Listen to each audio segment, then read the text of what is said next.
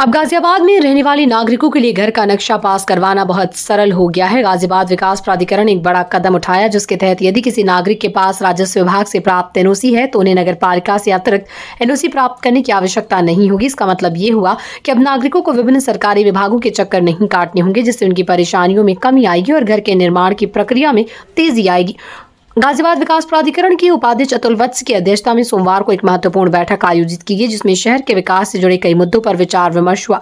इस बैठक में अधिकारियों ने नागरिकों को एनओसी प्रक्रिया को सरल बनाने के उपायों पर चर्चा की। बैठक का उद्देश्य सुनिश्चित करना था कि शहर के नागरिकों को किसी भी प्रकार की बाधाओं का सामना न करना पड़े। बैठक में निर्णय लिया गया कि अब घर का नक्शा पास करने के लिए नागरिकों को एक एनओसी प्राप्त करने की प्रक्रिया से गुजरना होगा। इससे नागरिकों को समय की बचत होगी और उन्हें विभिन्न विभागों के बीच भागदौड़ नहीं करनी पड़ेगी।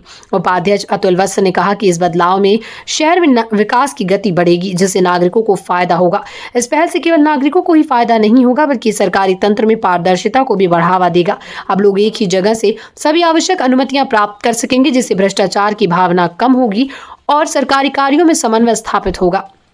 गाजियाबाद के नागरिक इस सुधार से काफी खुश हैं। उनका कहना है कि यह कदम एक बड़ा सुधार है, जो न केवल घर बनाने की प्रक्रिया को तेज करेगा, बल्कि ये शहर के विकास में भी मददगार साबित होगा। लोग इसे सरकार का बड़ा कदम मान रहे हैं, जिससे उनके जीवन में सरलता आएगी। इस सुधार का मुख्य उद्देश्य सरकारी कामकाजी प्रक्रियाओं में सुधार करना और भ्रष्टाचार को कम करना है।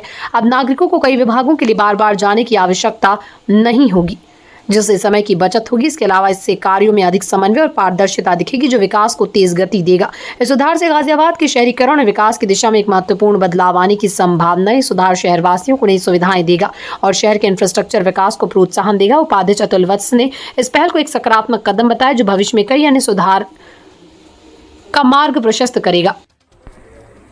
वीडियो को ज्यादा से ज्यादा शेयर करें, लाइक करें और चैनल को सब्सक्राइब करें, ताकि हर खबर आप तक सीधे पहुंच सके।